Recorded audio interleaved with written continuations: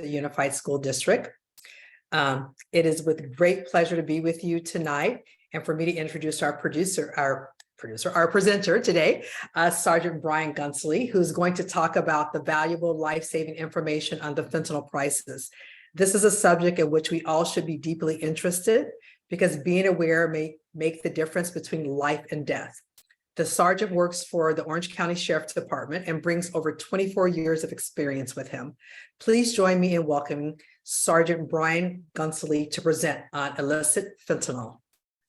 All right, thank you so much, Angela. I appreciate that introduction. I'll go ahead and share my screen and get started with the presentation. Okay, so this is a topic that we all need to be more aware of. Illicit fentanyl is affecting so much of our society right now. Over the past 5 years, we've just seen this problem explode. And so I'm just so happy to be here and be invited to come and talk to you about this problem so that hopefully we can help you protect your kids with this information, because it's now the #1 killer of teens in Orange County. And that's a problem, right, that we have to address, because we certainly don't want this to be something that ends up being someone you know or your own child falls victim to this right under your nose when you might have had an opportunity to stop it. So just a little bit about myself. I've been with the department for 24 years. I've been a school resource officer, and when I was a school resource officer for about 6 years, I really enjoyed that work, and I liked working on the prevention side of things, decreasing that demand for drugs or heading off the problem before it goes down that road into more serious things. And so working with families, working with parents, doing education, that became kind of my life's work. And the drug issue is a big problem in our society, and it always has been, and it will continue to be.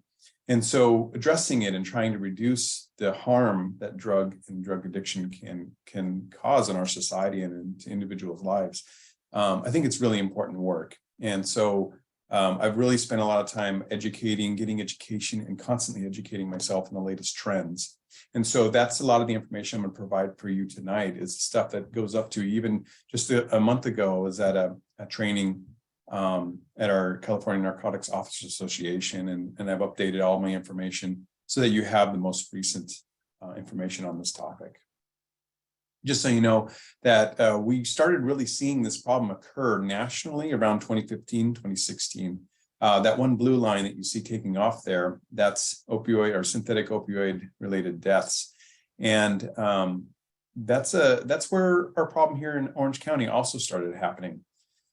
You can look at Orange County statistics, and we can see that around 2016, we started to see the problem take off here. 693 people died in 2021. I don't know what the numbers are for 2022 yet. Those numbers are still being calculated. It does take about 3 months for toxicology results to come back when the coroner is doing an autopsy, which means about March, we'll start having those numbers that are more finalized, and I'll be able to add those to this presentation. But 693 people died in 2021. That's a 1,600% increase in the deaths that are fentanyl related, specifically fentanyl. So that means we have a real problem. That's what we call statistically significant, right? Just to put it into perspective, turns out that that's about 693 people is about 6 airliners going down. That's a lot of people when you put it in that perspective. It's now the #1 killer of teenagers in Orange County, surpassing other ways that teens died or die, and that is suicide, shootings, gang violence, that kind of stuff, car accidents. It has surpassed all those other ways that they die, not collectively, but individually. And that means we have to address this issue. We have to spread awareness about it because it is completely and 100% preventable. I highlight this young man, Alexander Neville. He's 14 years old. His mom has founded the Alexander Neville Foundation. Her name is Amy Neville. And what she does is she goes around and spreads awareness about this problem and tells his story. I've met and worked with Amy for a couple of years now, and I've heard her story, and this is the summary of what she says. Alexander comes from a good home, lived in a great community down in South Orange County, He went to a good school, had friends. Everything was great for this kid. He did have some anxiety issues. He was experiencing a little bit of anxiety, and he started to kind of self-medicate with some marijuana, and then had turned to Oxycontin. And he was using Oxycontin to feel good, essentially, to deal with those feelings of anxiety. So he got hooked on them, essentially in a very short time, because of his brain. His brain is very young and vulnerable and still developing. He got hooked on it, and he went to his mom and his dad and said, "Hey, mom and dad, I have a problem with these pills." And being a good mom and a good dad, they said, "You know what? Let's get you an appointment with an addiction specialist. Let's get this problem under control." So they set up an appointment with an addiction specialist for either the next day or 2 days after that meeting. So it was pretty quick. But the problem is, when a child or anybody becomes addicted to something, and especially a young person like Alexander, who thinks now this is the last time he's going to get high before he has to get sober, what do you think that addicted brain's going to do? He's probably going to go out and get high again. Amy didn't know this. She wasn't thinking like this. She was just thinking, if we're going to get some help. But Alexander, with an addicted mind, thought differently. He thought, I better go out and have one last hurrah. He went on Snapchat. He met somebody there online who offered up some drugs, offered him a pill. He bought that pill, and from what I understand, it was just delivered to the house or delivered to the area near his house, kind of like Uber Eats. And Alexander took that pill, and he ended up dying that night. Amy remembers going down to wake him up, and that next morning went to go knock on the door, and she just remembers there was just something different about it. It was just quiet and it was cold. And she pushed open the door, and she found him unconscious, not breathing, and laying as if he was asleep on the beanbag, on his beanbag chair.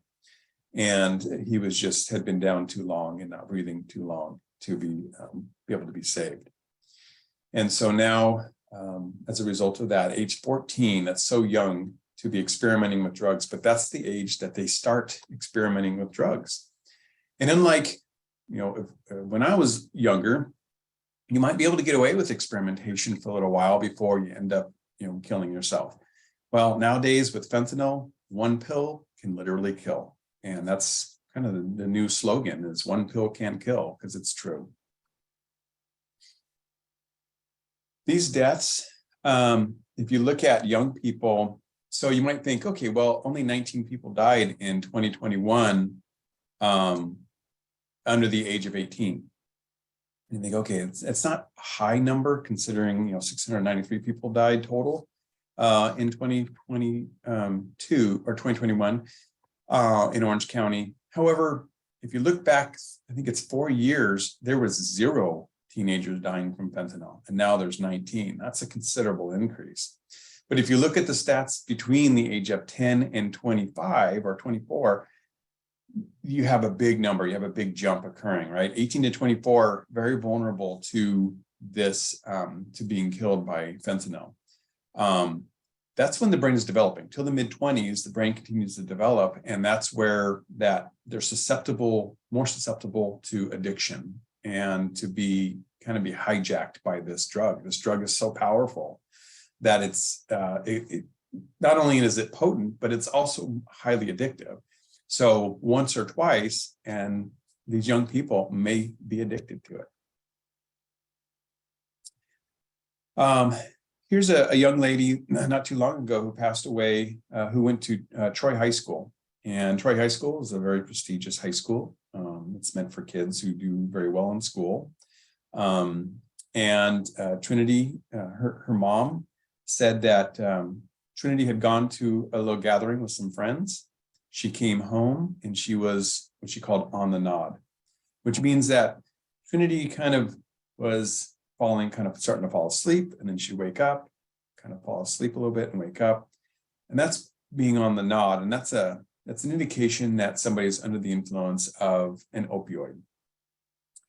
And so Trinity came home from the party. She just kind of did her routine to go to bed, cleaned her makeup off and did all that and went and brushed her teeth and then went to bed and then passed away that night. What that tells me from that description is likely she went to this party, she took a pill, it was a fentanyl pill. When she got home, it was absorbing into her system. When she got home, she was, still absorbing it, did her routine, went to bed, and then the rest of the pill got absorbed to the point where it was a fatal dose. Just going back to Alexander real quick, Amy, his mom, said that when they did the toxicology test on Alexander's blood to see how much fentanyl was in it, there was enough fentanyl in there to kill 3 people. And we're going to talk about in a minute, like, how does that happen? How does he get a hold of a pill that then has enough fentanyl to kill 3 people? And that's kind of the problem that we're seeing, why we have accidental deaths. Most of these are accidental deaths. Many young people are actually seeking fentanyl to get high, but accidentally dying. They don't actually want to die, but they might be seeking fentanyl specifically. So fentanyl, what is it? Fentanyl is a highly addictive and deadly synthetic opioid analgesic used by medical professionals to treat severe pain. It's now being used or sold illegally on the streets for people to get high. Now, understand that this is a deadly synthetic opioid analgesic. So synthetic means that it's man-made. Like, we can make this stuff in a laboratory and we can make unlimited quantities of it. So that's a real problem. Unlike heroin, heroin is subject to seasons because it comes from the poppy plant and it's a natural chemical that comes from a plant. Whereas synthetic opioids, we can make as much of it as we want as long as we have the precursor chemicals, which also can be made.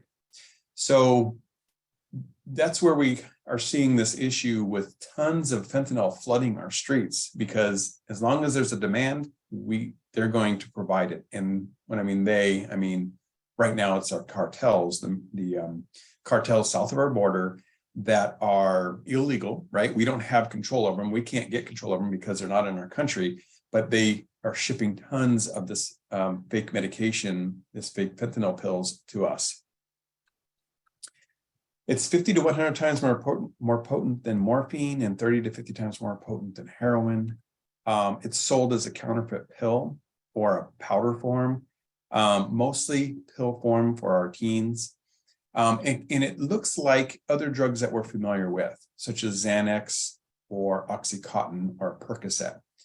So imagine that you have a young person who's in sports and they break an arm or have some kind of injury that causes a lot of pain. The doctor may prescribe an opioid for a short period of time to help manage that pain, maybe 4 or 5 days. But then once that prescription is done and the pain has subsided, they're not going to prescribe it anymore because they don't want them to get hooked. But a young person may really like the high that they get from taking that pill. And so they may say, you know what, I think I'm just going to get one last pill for fun because really enjoyed that. So where do they get it? Where they all get it, from the internet, mostly Snapchat. They go to Snapchat, they meet somebody online who's willing to sell them drugs. They say, a young person will say, hey, do you have Oxycontin? That's the pill that they were taking before that they got from a doctor. And the person says, of course we got Oxycontin, we'll sell it to you. So they sell them an Oxycontin. But the problem is, it looks like an Oxycontin pill. It even has the same stampings on it, the same coloration. It looks like Oxycontin in all ways, except for it doesn't have Oxycontin in it. It has fentanyl in it. Because it's an opioid, some people may take it and feel like it's the same thing. Like it's basically the same thing. It has the same reaction on the body. However, these pills differ because it doesn't take very much of fentanyl to kill you. And if they're being made kind of clandestinely in makeshift laboratories, well, then you have a chance that pill will be a deadly pill. They're also disguising the Xanax or Percocets. So if you have a young person Xanax is addicting. So if someone gets hooked on Xanax and they need more and more of it because their tolerance is building up, what they may do is run out of the prescription before they can get a new one. And then they'll turn to the internet to kind of supplement their prescription until they can get a new prescription refill. And so that little window where they need to increase their Xanax, and because they're addicted to it, they're getting fentanyl pills, and that's a big opportunity for them to possibly get a deadly dose of fentanyl. This is why it ends up being so deadly. You just don't need very much of it to kill you, 2 milligrams. So just know that when a doctor prescribes fentanyl to somebody, they prescribe it in micrograms, which is 1/1,000,000th of a gram. So it's very, very tiny amount. And this stuff is just, when we do we'll do seizures, like maybe in a car stop or something, or doing a narcotics investigation, and we'll find bricks of this stuff. I mean, kilograms, enough to kill all of Orange County. It's incredible the amount that's coming across and being distributed onto our streets. Narcan deployments has gone up. So Narcan is a opioid antagonist, which means that basically the receptor site where the opioid attaches to, Narcan comes in and kicks the opioid off the receptor site and allows someone to breathe again. So basically, opioids in high quantities can suppress the breathing and not allow someone to breathe, which then kills them, right? So Narcan, if you spray this in the nose, it can circulate into the blood, and within about 2 minutes, it'll kind of kick off all those receptor sites and plug itself in there instead of the opioid, and then cause kind of a reversal effect, and then the breathing can start again. The only problem is that it's temporary. Eventually, the body will kick the Narcan off, and then the opioid will reattach, and now you have the problem again. So if someone were to utilize Narcan, you have to also consider advanced care, where the paramedics will need to come and take that person to the hospital to continue the treatment to make sure that they continue to breathe. So our Narcan deployments, we are now carrying Narcan. I have it here, just comes in a little pack like this, and they give it to us in our department for free. And we just put it in our pocket, and we respond to calls of overdoses, and we do it pretty regularly. And you can see that has gone up for us as well. This is how these pills are made. Basically what happens is they take powdered fentanyl and they add it to a binding agent. So a binding agent is just something that's inert that kind of keeps that pill compressed and stuck together. So they take that active ingredient, the fentanyl, combine it with the binding agent, put it into a pill press, and then they crank out all these pills. They can color them by putting in some dye, or they can stamp them. And these cartels, they have billions of dollars. I mean, this is a huge industry. They're supplying illegal drugs, not to just the United States, but to other countries as well. So there is a big business for them.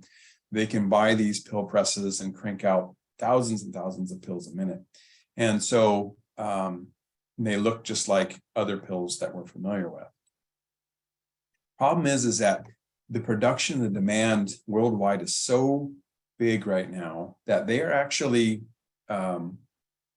trying to keep up with that demand. And what they'll do is they'll make these makeshift pill factories. And this is actually one that's made by, these pills are being made in a field where they're mixing together that binding agent and the fentanyl and just kind of stirring it together with a stick. And then what they do is they put it into a pill press and they crank out the pills. And then those get packaged and shipped over to us. These are farmers. Oftentimes farmers are, they don't make enough money to feed their families. And so they supplement their income by providing land and on their property in a place for these cartels to be able to put this stuff together and make these pills. And so a lot of these farmers end up dying because they get exposed to too much of this. So it's a very sad situation for the farmers as well, and they're just trying to survive. So you can see how we end up with this problem where these pills are now being made kind of not in a laboratory or in with any quality assurance, right? When I talk about fentanyl, I'm not talking about medical grade fentanyl. I'm talking about illegally made illicit fentanyl, and it's a very, very different thing. I wish we could change the name of it, not even call it fentanyl, because there's a lot of confusion amongst people who are like, oh, well, fentanyl, isn't it prescribed as to people for pain management? Yes, but that's different. That's made by our pharmaceutical companies, and that's legitimate fentanyl. It's under highly controlled conditions. Each pill is going to be exactly the same. So this stuff, It's not the medical grade stuff. This is how it ends up killing somebody by accident. This is my cookie dough analogy. If the cookie dough is the binding agent and the chocolate chips represents the fentanyl, and if you were to make, kind of just stir that together in a mixer, and then you were to make pills, each one of these dough balls represents a pill. The first time someone gets one of these off the internet, they may get this pill. It doesn't have as much fentanyl in it. They get high off of it, or they feel good. It takes away their pain, and they like that. And so they may go back to that same person and get a second pill. And that second pill may be this one. And you can see that it doesn't take very much fentanyl to kill you. So you can see how one pill would be deadly and the other one not. And this could have come from the same batch that was made, right? So that's how this ends up being such a dangerous and deadly epidemic, is because these people, they seek out these pills, they take them, and they may get away with it time and time again until finally they get that hot pill, that one that's just too much. Has too much fentanyl in it. There's a lot of different ways that people can use it. There's three main ways anyway. One, they could eat it. However, people who are using fentanyl, if they're seeking these pills, they typically don't want to eat it because it dilutes it a little bit through the digestive system, and it doesn't get them as high, and the high doesn't happen right away. So they do it in a different way. They typically want to smoke it. And so this is one method where they put it on a piece of foil, light it with a lighter or torch underneath, and then that kind of melts it down and starts to cause it to vaporize. Then they use some type of straw that then sucks up the vapor, and then they breathe it in, and then it goes into their system, and it's an instant high that they get off of it. So oftentimes when if I do a car stop or something and do a car search, and I see these kind of foils with these streaks or these black markings on it, maybe even residue of a pill, then I'll know that I'm dealing with someone who's probably an addict, and they're using this method to get high. Just know that when someone does it this way, that it can smell like burnt popcorn or caramel popcorn. And if you're smelling that and you suspect that it's due to drug use, just know that you're being exposed to fentanyl and that you need to evacuate the area immediately. If you can smell it, you're being exposed to it. Another way is that they can inject it. This is, people used to do this with heroin. It's kind of the same way. You just take that pill, kind of break it up and crush it up, pour some water in it, heat it up, melt it down, suck it up into a syringe and inject it into a vein. And then the last way that most people would use is snorting.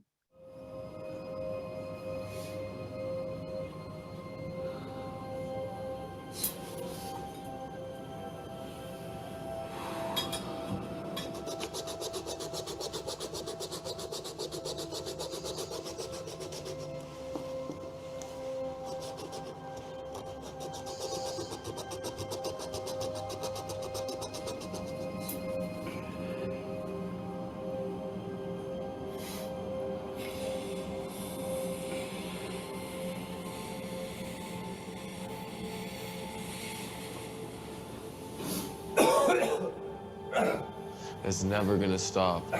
Like, never. It's when one dealer gets caught, there's 5 more waiting to take his spot.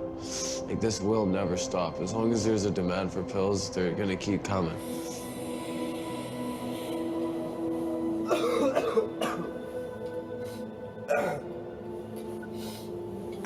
The devil's pill, man. For a person that has an addiction of 20 pills a day, you literally have to go and do crime and like, you know what I mean? Steal this and go sell this, and then you start, doing stuff that you never have ever, thought of doing when you were normal, when you weren't on these pills. 23. It's been 5 years that I've been addicted to these pills. It scares me sometimes to think about what's gonna happen. I kind of just live day to day. Panhandle every day, try and make my money. Try and make sure I'm not sick.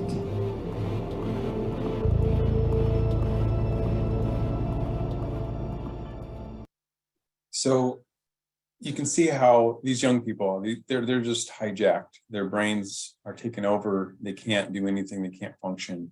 All they can do is just keep getting to these pills. And fentanyl, one of the other problems with it is it has a short half-life, which means that the body processes it rather quickly. And that means that they have to keep getting and keep taking pills. And he said, up to 20 pills a day. Well, yeah, he's increasing that chance because he needs a lot of pills that he's going to get that deadly pill. Unlike heroin, which didn't have the same half-life, it had a longer half-life, which means that the body processes it slower. You didn't need to take heroin as much as you do fentanyl. And so the rate at which people have to take pills is also contributing to our death rate. So one addict kind of explained to me this way, the mindset that they have. Said, imagine that you're traveling through the desert and you're dying of thirst. You're literally dehydrated and you can see a town just up ahead. It's not that far, but you're probably not going to make it. But there's somebody who's leaving that town and walking your direction. And he gets to you and you say, can you just give me some water, please? I'm about to die. And he says, well, what will you give me for it? If you knew that you were going to get a drink of water and you would make it just down the road a little ways and get more water, what would you give? You would give everything for that, to know that you could survive a few more minutes and get a little further down the road. And that's the mindset. They're always in an emergency mindset and they're willing to give up everything. They give up relationships. They're willing to steal, willing to commit crime, sell their bodies, do whatever it takes to keep getting their drugs.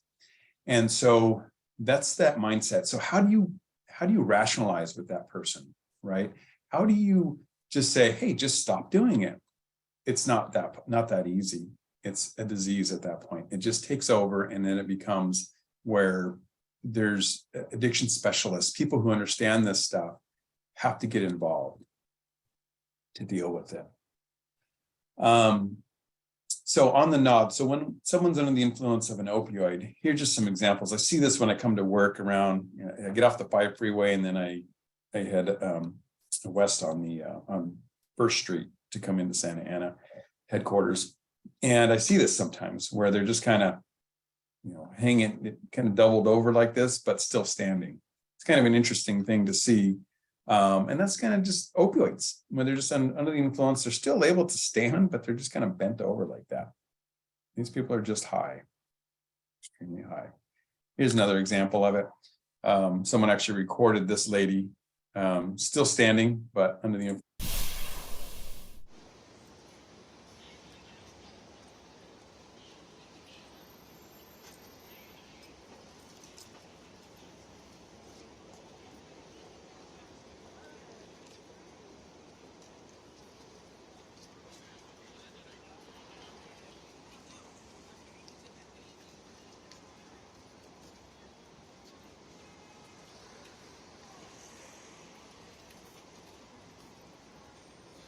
And then you'll see she wakes up and then regains consciousness.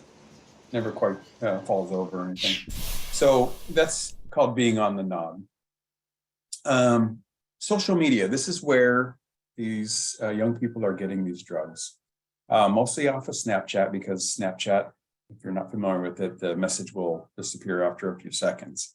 Snapchat does retain those records. And so when we do, for a short period of time. So when we need to subpoena those records to build a case, if someone passed away and we want to build a murder case or a drug case or something, then we can go to Snapchat and get those messages up to a certain point. After a certain point, they do delete them. And so if we don't know that the murder or that the person passed away, or maybe it's they're in the hospital for a little while and then they pass away and then we start the investigation, we may not be able to recover that those messages. But here we have the lady on the very front is Amy Neville. That's Alexander's mother. And she's out there leading a protest in front of Snapchat's headquarters to try and get them to do something about the amount of drugs that are being sold on the Snapchat platform. And so these behind her are all these parents who have also lost a child to to fentanyl overdoses or drug use. And so that were connected to Snapchat. That's a lot of parents. And Snapchat can do better about trying to control it. They have put out statements. They have said, we're going to do something more. We prohibit it. We don't allow it. We don't condone it. But maybe there's something more that they can do. Here's a little video on how a kid, this is from a teenager, finds drugs. Sophia says buying drugs is as easy as sending the right emoji to a so-called plug, a dealer who finds customers on apps like Snapchat. I'm looking for a little plug emoji or like a fire emoji or just whatever emoji the normal dealers I have. They're like, yo, hit my line for gas. And then you're like, yo, you got whatever, like slang terms for whatever. And it can happen that fast, just by communicating on Snapchat and by searching with the right emoji. If you know where to go, it's really easy. It's a terrifying new playbook for drug dealing. Now so common, the U.S. Drug Enforcement Agency releasing this cheat sheet for parents and guardians showing the emojis commonly used to buy drugs on social media. I cannot emphasize enough how deadly this drug is to human life, especially to unsuspecting youth in our community. These pills are widely available and are often sold for dollars a piece on social media. And pictures showcasing how counterfeit pills they've seized from drug dealers look eerily similar to the real medications doctors prescribe. Just days ago, Snapchat issuing a statement detailing their efforts to flush out drug-related content and announcing steps to curb illegal activity, saying they have zero tolerance for the promoting of illegal drugs on their platform. So they have a lot of words and policy in place, but they aren't doing a whole lot yet. I'm hopeful, and I know that Amy is keeping pressure on them and bringing awareness to the problem. So hopefully they'll do something about it, because Snapchat is where a lot of these teenagers are getting these drugs. So there's a rainbow fentanyl trend that we've been told about by the Drug Enforcement Administration, that these pills are starting to be found. They've been found in Washington, New York, Arizona, and I think Oregon. We have not seen it that I know of in this region yet. But as you can see, a young teenager might look at this pill and just think of it, subconsciously as like it's a piece of candy that could be sold at a rave or at a party or something, and any one of those pills could be deadly. Now, here's a scary trend that I just learned about last month at the conference I went to, is that we're starting to see people these drug dealers adding substances, other chemicals to the fentanyl mixture. And so xylazine is one of those new chemicals being added to the concoction. And that's a tranquilizer that suppresses the respiratory system. It makes the fentanyl high last longer, because the high is so short lasting due to its short half-life. They're trying to extend that high.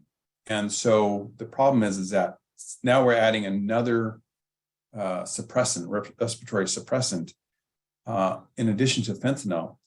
And the problem with xylazine is Narcan does not have effect upon it. So if someone overdoses and they have too much xylazine in it, we Narcan them, they're still not going to come back. The protonidazine is also being added to it. That's an opioid that's 3 times stronger than fentanyl. So you need more Narcan doses in order to reverse the effects. So the amount that we're carrying with us on patrol may not be enough in the future if protonidazine is being added to the mixture.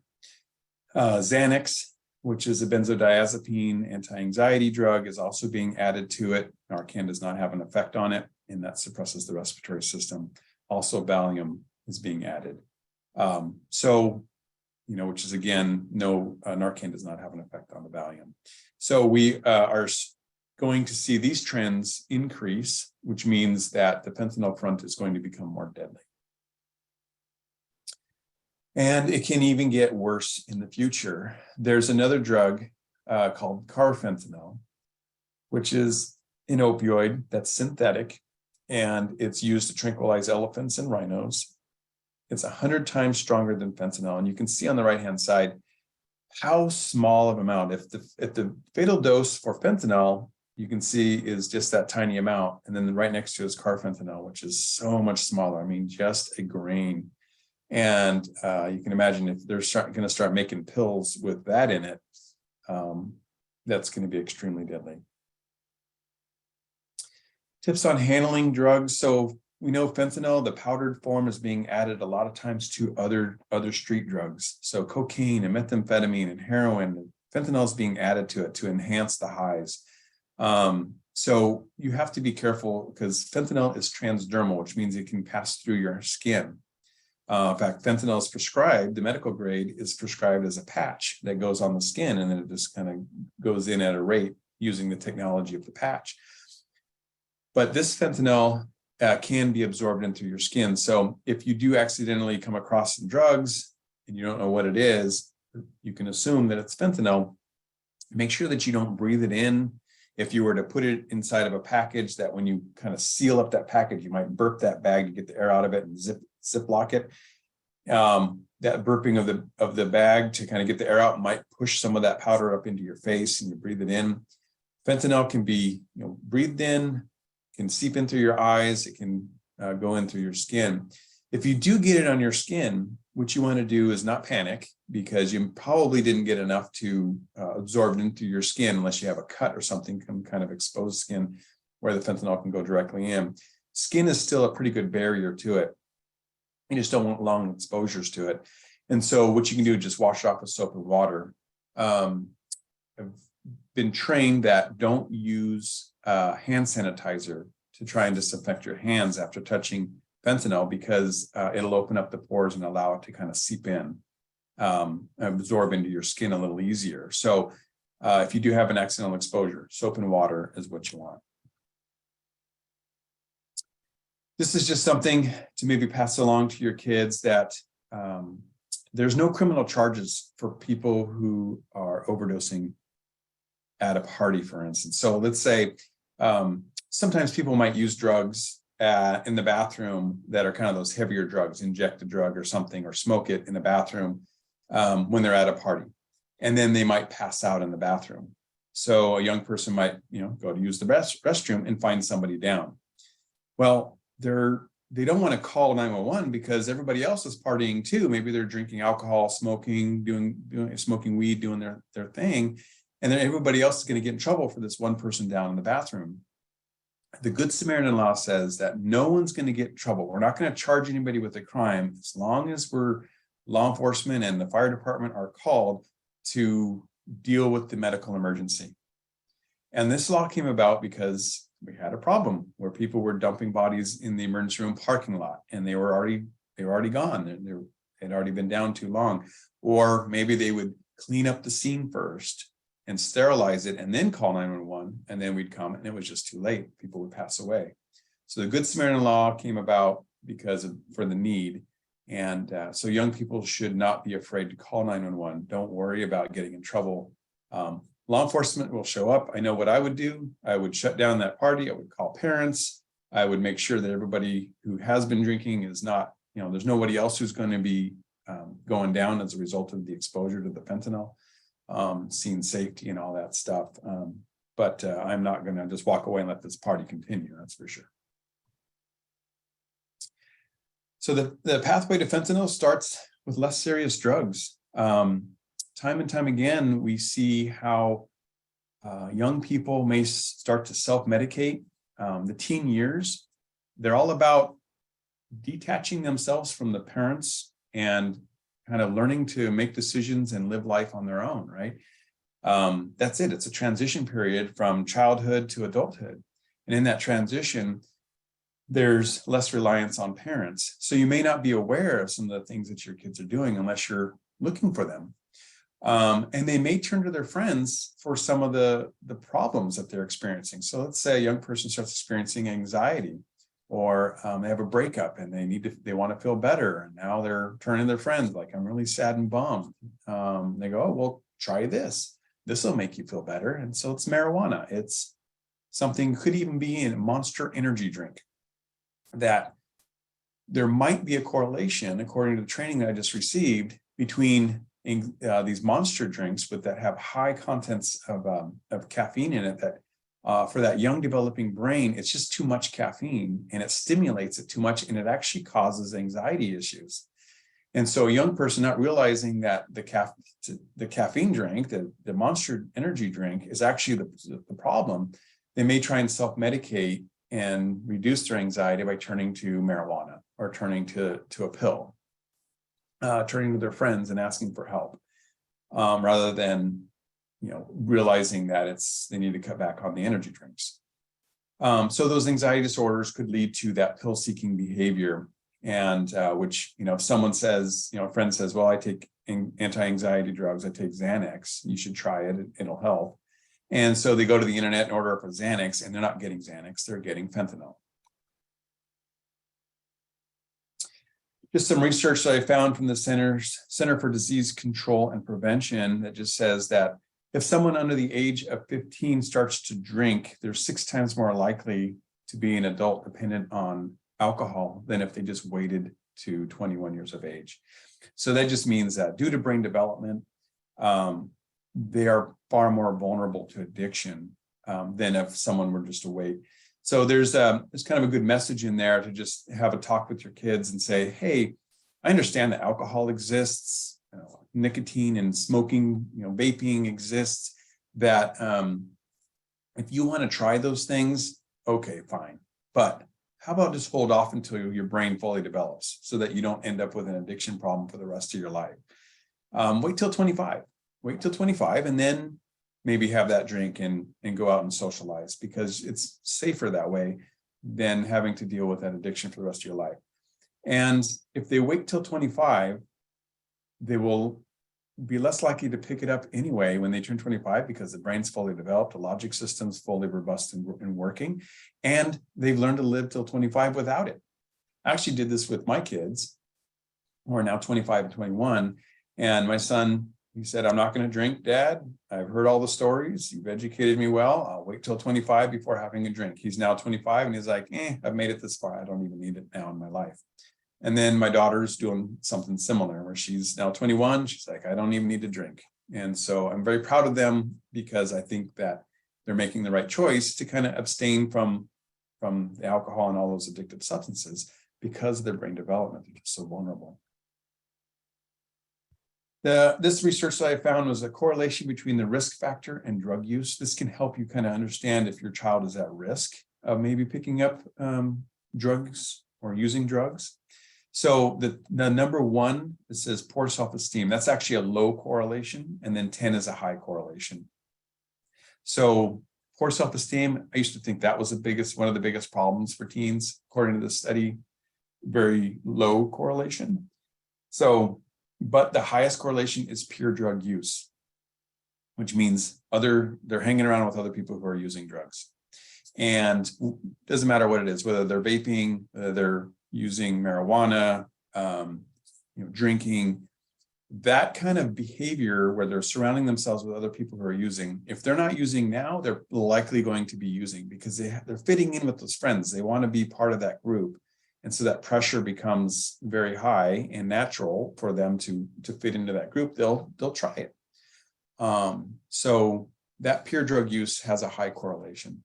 Deviant behavior, where they don't have good self-control, or they don't care about rules. That's strong-willed behavior that some kids have, and they just want to go out. They don't want to learn from somebody else teaching them something or talking to them about it. They want to learn by doing it themselves. So they may go out and experiment with drugs just because they're going to want to learn from themselves.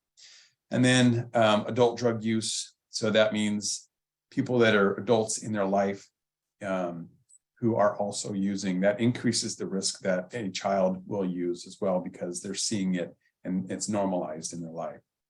And then early use, only, again, that goes back to brain development, the early alcohol use, where they're able to get their hands on the alcohol. So that just kind of tells you, if you have a teenager in your home and you have alcohol in a cupboard, maybe you put a lock on that cupboard and just make it harder for them to get their hands on any alcohol. So that way they don't try that and experiment with it and say, hey, this is kind of fun. I kind of like the high I'm getting from this alcohol. which then starts them down that road.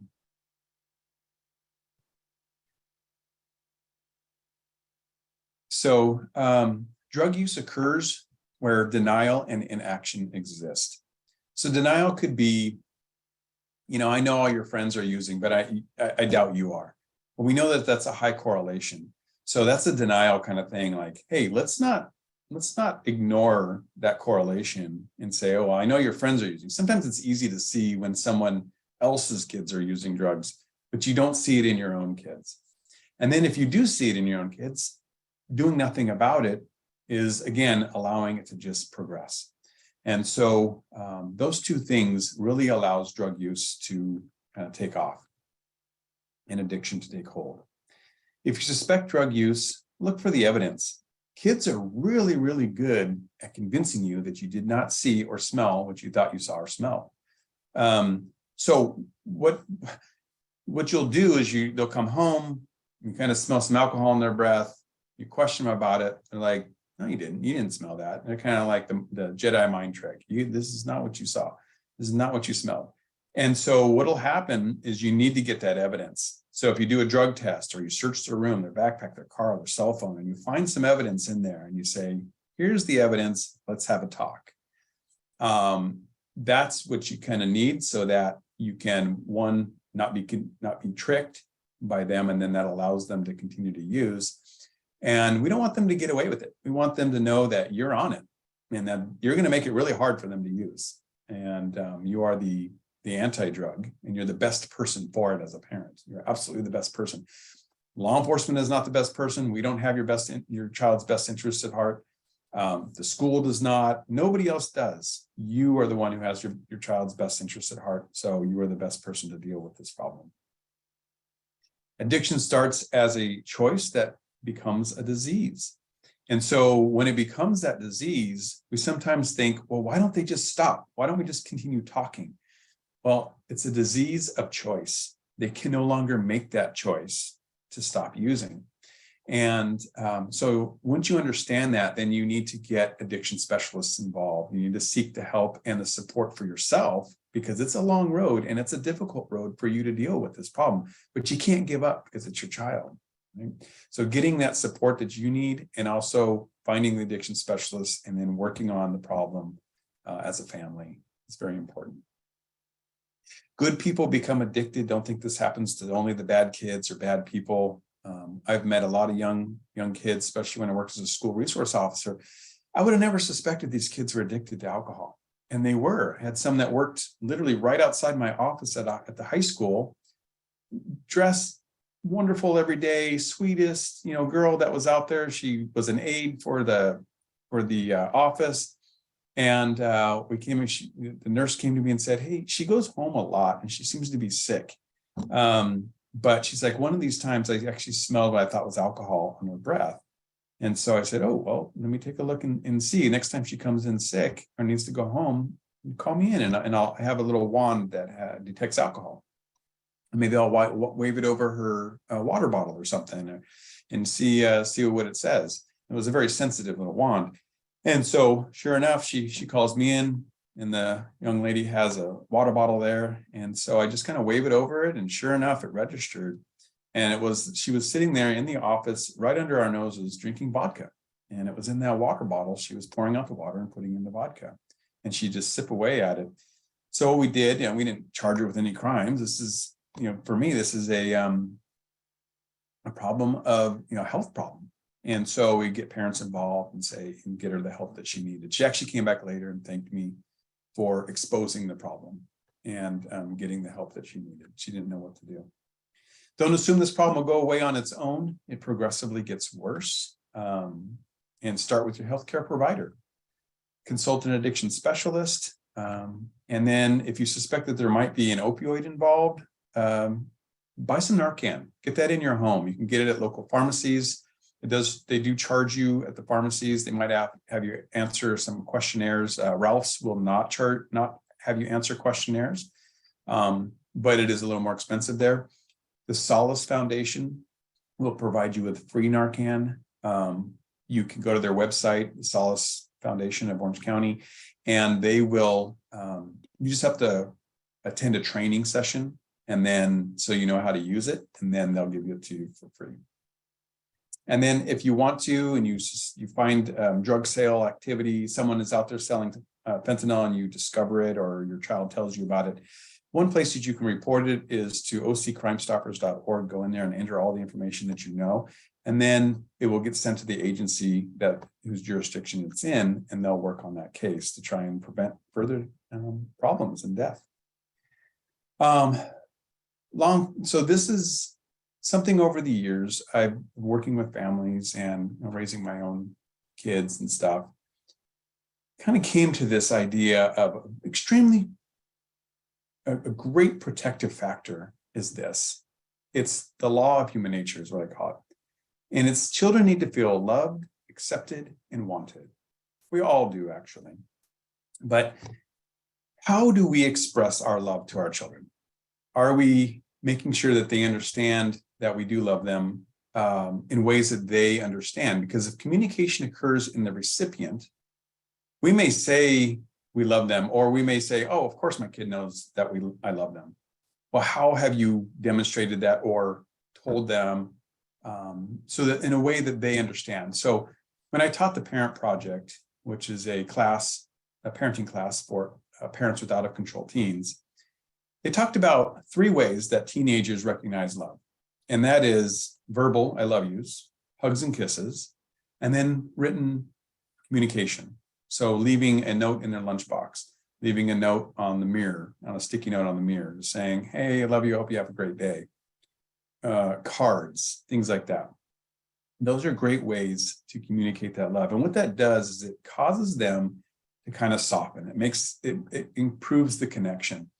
With that connection, they're more likely to come to you when they're experiencing a problem in life, rather than turning to a substance or turning to their friends. Because when life gets really hard, they need somebody to go to. When problems really start getting out of hand, they need to go to someone. And if you were there every day saying on a daily basis, I love you, you're an option for them to go to, and you want that. Everybody has to feel accepted, no matter what their issues are. Maybe some kids are less intelligent, some are a little bit, deviant, or they challenge you, or any of that kind of stuff, and you just don't like them some days. That's okay. But acceptance still needs to happen. You still need to make them feel that you want them in your life. You'll accept them in any state that they're in, and that you want them in your life. And those key things will really help you have that connection and continue that connection, so that when there's a problem, they will come to you. This also helps with our human trafficking victims. So a lot of the foster care system, kids who are trafficked in the sex trade, they come from the foster care program. And in the foster care program, not a lot of those kids feel loved, accepted, and wanted, and they're not protected. And so what happens is they run away, or someone else, these predators that are out there looking to bring them into their world to use them, they make them feel loved, accepted, and wanted. And that's a feeling that they haven't had before, and they gravitate to it. And so if you can provide that, then your kids will not be victim to those predators that are out there. So for instance, I had my daughter growing up, she had been contacted by somebody, a predator had tried to reach out to her. We think it was probably somebody who was going to try and get her to do nude photos or something like that. And I had talked to her about that there are people out there that are going to try and befriend you online, and then they're going to try and maybe they'll even trick you to think that they're a young boy or something. And that's not, you have to let us know when someone does something like that, because that may be a dangerous situation for you. And so because I gave her a hug every day, and I told her I loved her every day, and that I wanted her in my life, and I accepted her as she was, she then contacted me the second somebody was trying to reach out to her. And we shut that down. Like, she was very well protected. She didn't go down that road. She didn't nurture a relationship with somebody that was online. And so I think that that's a good way to protect your kids, is to maintain that relationship, even though it can get tough sometimes because they're in teenage years, they're separating from you, and that that period of time is kind of clashes sometimes, right? Some final thoughts. Illegal fentanyl kills without prejudice. Doesn't matter what your race, how much money you make, where you're from, family background, if you have a famous name, doesn't matter, right? It's when that stuff goes in the body, it's chemistry at that point, and it's taking effect. The war on drugs implies an end. There is no end. We need to consider long-term management and collaboration solutions instead. Honestly, we need to not be thinking about just your kids. You need to be thinking about your grandkids. You need to be thinking about your great-grandkids, because this problem exists in our society. We live in a society where drugs exist. And we need to think about how do we protect not just our next generation, but generations afterwards, or also help protect those that you influence. Maybe you're in charge of a Boy Scout troop or Girl Scout troop. Maybe there's after you've had this seminar and you learn a little bit about it, you can find pamphlets online, go to the DEA's website, things like that, and bring that information, have a little talk with the young people that you have influence over and educate them so that they stay safe. So protect those that you influence, and then consider the law as a powerful protective factor. We want to make sure that we're making our kids feel loved, accepted, and wanted, even in the battle when we're battling with them. Now, when they turn 25, their brains are going to develop. They're going to start thinking more like you, and the battle will end. And you don't want to make sure that, yes, there's going to be difficult times, but hey, when you love, accept, and make them feel wanted, the battle will be less harsh. We don't want them to get away with everything. That doesn't mean, hey, let them do everything. In fact, your love includes discipline, handing down discipline. So if you find someone who's vaping, you find someone who's smoking marijuana, and you said, there's absolutely none of that going on in this house, and you caught them, well, then there should be a consequence to that rule breaking, right?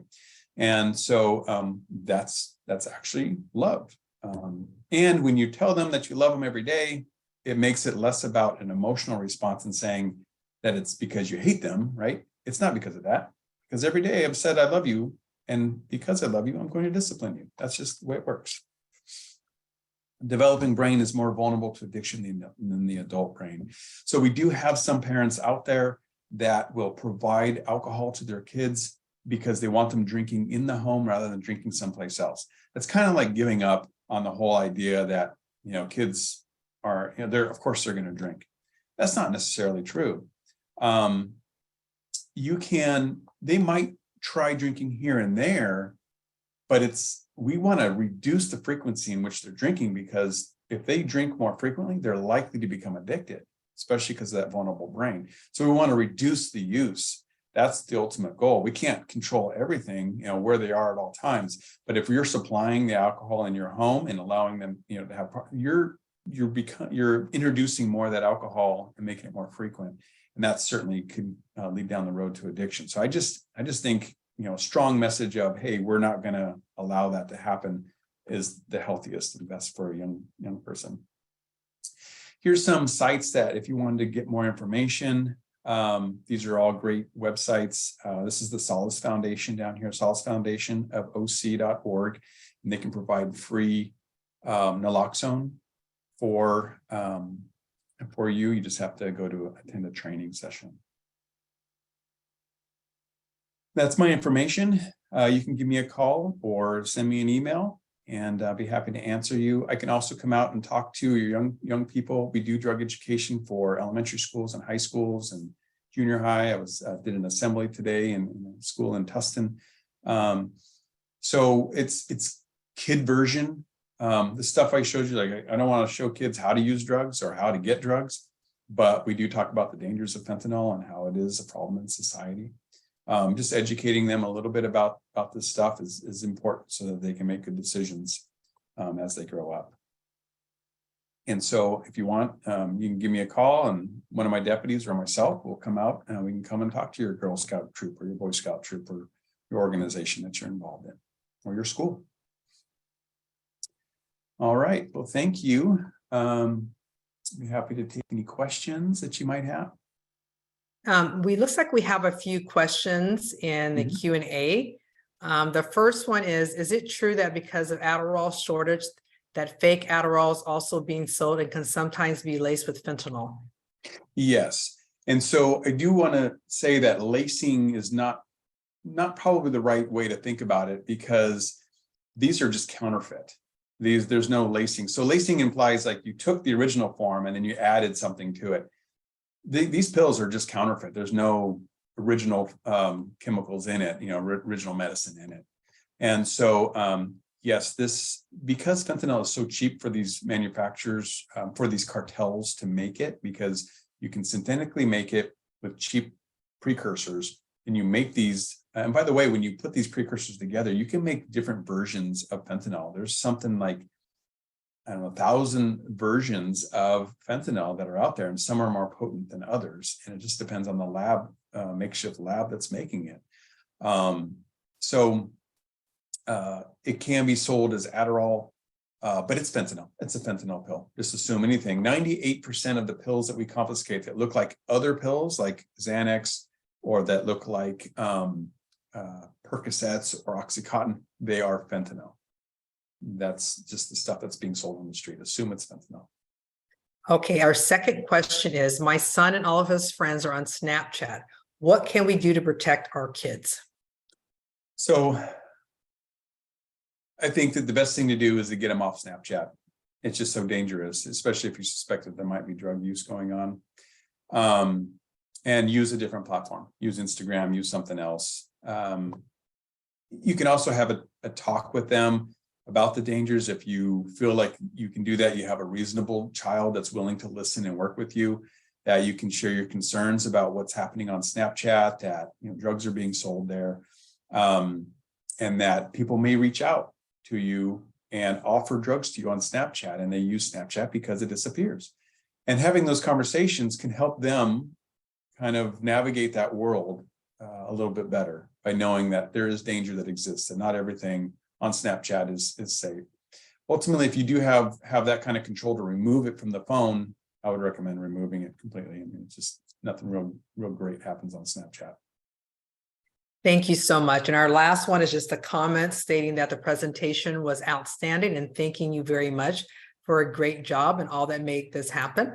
And I just want to say thank you. This has been an incredibly informational and resourceful presentation. We really appreciate Sergeant Gunsley, you coming out tonight, and it was amazing. And thank you so much. And thank you for our participants tonight. We appreciate you coming out as well. And thank you so much for attending our parent education series tonight. Yes, thank you for having me, and I hope it helped. And please use me as a resource if you need. Have a good night, everybody. Good night.